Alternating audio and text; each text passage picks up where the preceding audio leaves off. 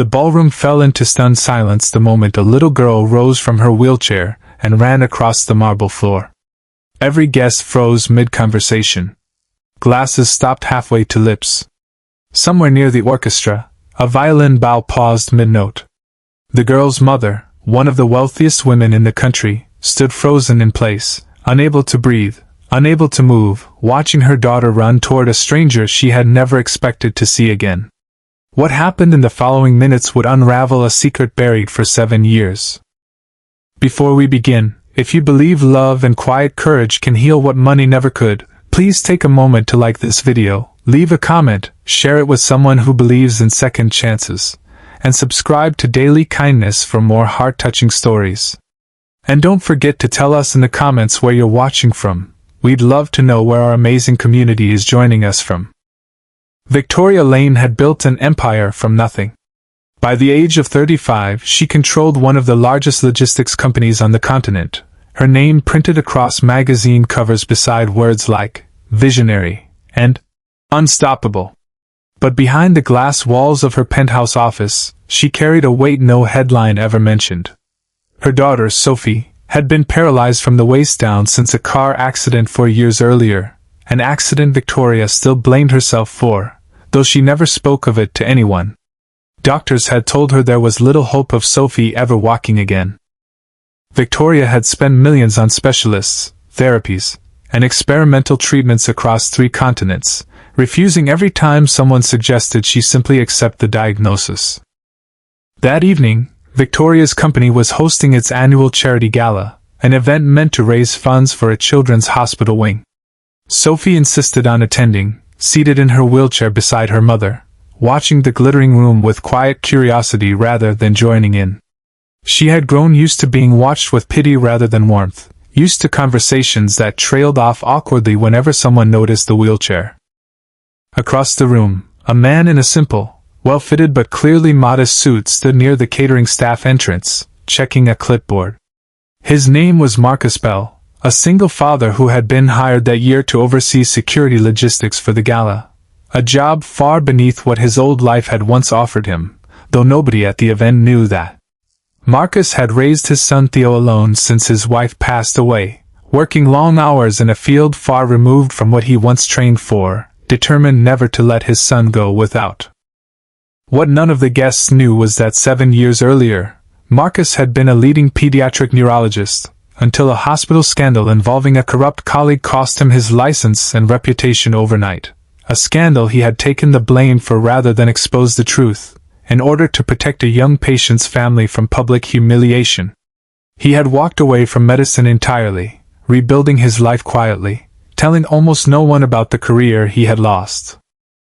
As the evening went on, Sophie noticed Marcus checking on the catering staff, kind and patient even under pressure, softly encouraging a nervous young server who had dropped a tray. There was something oddly familiar in his voice, though she couldn't place why. She wheeled herself closer, curious, and struck up a conversation about the desserts being served, unaware that the man she was speaking to had once, years earlier, been the very doctor who examined her just days after her accident, before the case was reassigned and he vanished from the hospital records entirely. Marcus recognized her almost instantly. Sophie's eyes, her quiet resilience, the small dimple on her cheek when she smiled. He remembered her clearly from that terrible night in the emergency room, remembered arguing forcefully with the senior surgeon about a treatment approach nobody else believed in, an argument that ultimately cost him his career when the surgeon later covered up an unrelated malpractice case and blamed Marcus to save himself. He had never known what became of the little girl he once fought so hard to help. Careful not to overwhelm her, Marcus knelt beside her wheelchair and gently asked about her recovery, listening with the quiet attentiveness of someone who understood far more than his job title suggested. Something about the way he asked, the precision of his questions, made Sophie feel truly heard for the first time in years. Victoria, noticing the interaction from across the room, approached cautiously, polite but guarded. When Marcus introduced himself simply as part of the event staff, she thanked him politely and began to turn away, until Sophie, unprompted, mentioned that he had asked about her old therapy exercises in a way no one had in years. Victoria paused. Something about his phrasing struck a memory she couldn't quite place. Later that night, reviewing old medical files, driven by a nagging instinct she couldn't ignore, Victoria found an old case note from the emergency room 7 years earlier, signed by a Dr. Marcus Bell, the same physician who had once proposed an unconventional nerve stimulation therapy for Sophie, dismissed at the time by senior doctors as too experimental. Before he was abruptly removed from her case without explanation.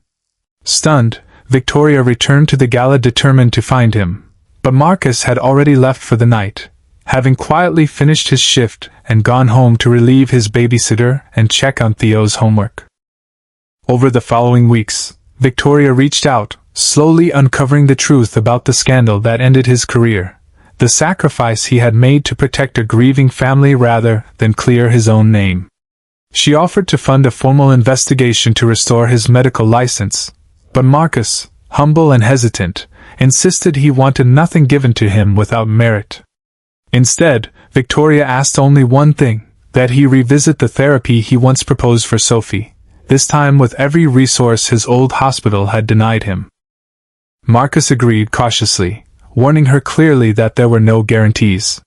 For months, he worked with Sophie personally, combining the nerve stimulation approach he had once championed with careful, patient physical therapy, never promising more than steady, incremental progress. And then, at the very charity gala held 1 year later, in the same ballroom where they first reconnected, Sophie stood from her wheelchair unassisted for the first time, and ran. Victoria stood frozen, hands pressed to her mouth, watching her daughter cross the floor toward the man who had once been erased from medicine for trying to save her, now welcomed back into it by the very family he had quietly protected. Marcus's medical license was formally reinstated later that year, following an independent review that confirmed the truth he had hidden for so long. He never once mentioned the sacrifice publicly.